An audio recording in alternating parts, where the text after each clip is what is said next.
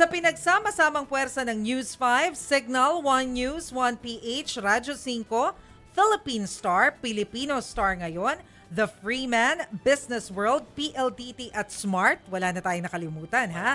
Ibibigay sa publiko ang mga impormasyon na dapat malaman sa tamang pagpili ng mga kandidato. At para palakasin pa ang advokasya para labanan ng fake news, inilunsad din ngayon ng MVP Group katuwang ang kapisanan ng mga broadcaster ng Pilipinas, ang Think Amuna.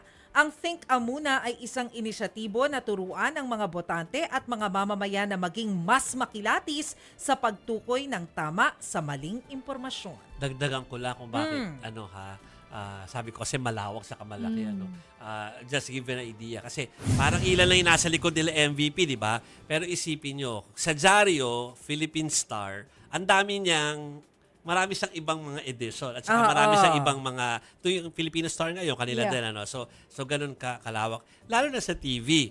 Pag sinabing TV5 or owned ng MediaQuest, alam ba TV5 meron pang RPTV yan, di ba? Tapos sa amin sa One News 1PH hindi lang naman yun ang mga station ng Signal, marami pang iba.